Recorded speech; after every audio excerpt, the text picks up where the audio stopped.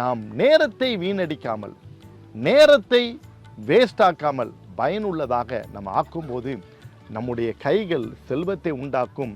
நாம் பட்டினி இல்லை, அநேகருக்கு போஷிக்கிறவர்களாய் மாறுவோம்.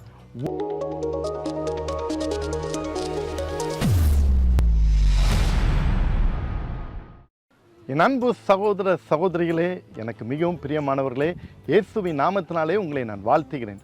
மீண்டுமாக இந்த அனுதின அற்புதம் என்கின்ற காலை தியானத்தின் மூலம் உங்களை சந்திப்பதிலே நான் மகிழ்ச்சி அடைகிறேன். தொடர்ந்து இந்த நிகழ்ச்சியை பாருங்கள், மற்றவர்களுக்கு நீங்கள் ஷேர் பண்ணணும். அதோடு கூட இந்த சேனலை சப்ஸ்கிரைப் பண்ணுங்கள். கர்த்தர் உங்களை ஆசீர்வதிப்பார். இன்றைக்கும் ஆண்டவர் உங்களுக்கு கொடுக்கிற மற்றொரு வேத வசனம் நீதிமொழிகளின் புஸ்தகம் 19:15. வேதம் என்ன சொல்கிறது? சோம்பல் தூங்கி விழ பண்ணும், அசதியானவன் பட்டினியா இருப்பான். சோம்பல் தூங்கி விழ பண்ணும், அசதியானவன் பட்டினியா இருப்பான். என் அன்புக்குரிய தேவனுடைய பிள்ளைகளே, சுறுசுறுப்புக்கு நேர ஆப்போசிட் வேர்டு தான் சோம்பல். அப்போ சோம்பல் எதை செல்கிறது? தூங்கி விழ பண்ணுகிறது. ஒருத்தன் தூங்கிட்டே இருக்கான் அல்லது தூக்கத்திலே இருக்கான் அப்படின்னா, அடிக்கடி தூங்கிட்டே இருக்கான், ஒரு வேலை செய்யத்தில் அப்படியே தூங்கிடுவான். இந்த மாதிரி ஒரு ஹேபிட்டில் இருக்கிறவங்களுக்கு நம்ம என்ன செய்யணும்னா, சோம்பல் தூங்கி விழ பண்ணும். அப்போ அசதியாக இருக்கிறவன், மதனி இருக்கிறவன் பட்டினியாக இருப்பான். வேதம் சொல்கிறது, சோம்பேறி தூங்கி விழ பண்ணாம், சுறுசுறுப்புள்ளவன் கை செல்வத்தை உண்டாக்கும். ஆண்டவர் அங்கே கர்த்தர் பைபிளில் சொல்லியிருக்கிறாரு, எறும்பிடத்தில் போ, அந்த எறும்பிடத்தில் கேளு, சுறுசுறுப்பு உனக்கு கற்றுத்தரும். குளிமுசல்கள் பாருங்கள், அது சுறுசுறுப்பை நமக்கு கற்றுத்தரும். இந்த மாதிரி காரியங்கள் இருக்குது. காலையில் எழுந்தவுடன் சாயங்காலம் வரையும் சிலரை நான் பார்த்துருக்கேன், ரொம்ப சுறுசுறுப்பாக இருப்பாங்க. ஒரு நிமிஷத்தை கூட வீணாக்க மாட்டாங்க, ஆக்டிவாக இருப்பாங்க. அவங்கள உற்று கவனிக்கும் போது அவருடைய வாழ்க்கை நல்லா ஒரு பிரகாசமாக நல்லா உயர்வாக இருக்கும். அவங்களுடைய லைஃப் ஸ்டைலே வித்தியாசமாக இருக்கும். குடும்பம் எல்லாமே நல்லா ஆரோக்கியமான குடும்பமாக இருக்கும். ஆனால் சிலது சோம்பேறியாக வேலைக்கு போகாமல் காலையில் எழும்பினோன்னு டீ கடை பெஞ்சின்னு ஒன்று இருக்கும், அங்கே உட்காந்து அரட்டை பேசுவான். அதுக்கப்புறம் வீட்டுக்கு முன்னால் இருக்கிற திண்ணையில் உட்காந்து பேசிகிட்டு இருப்பாங்க.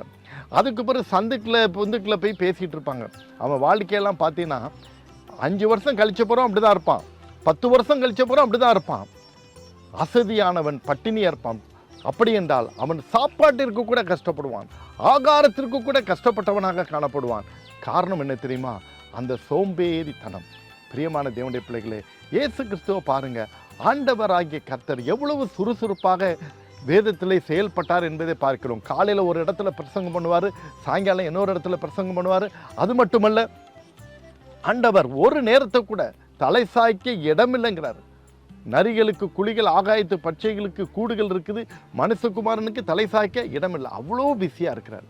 ஒருவேளை நாமளும் அப்படி 24/7 ரொம்ப பிஸியாக நம்ம இருக்கணும் அப்படிங்கிறது ஒரு பாயிண்டாக இருந்தாலும், அது நம்மளால் இயலாட்டாலும், நாம் நேரத்தை வீணடிக்காமல், நேரத்தை வேஸ்ட் ஆக்காமல் பயனுள்ளதாக நம்ம ஆக்கும்போது நம்முடைய கைகள் செல்வத்தை உண்டாக்கும்.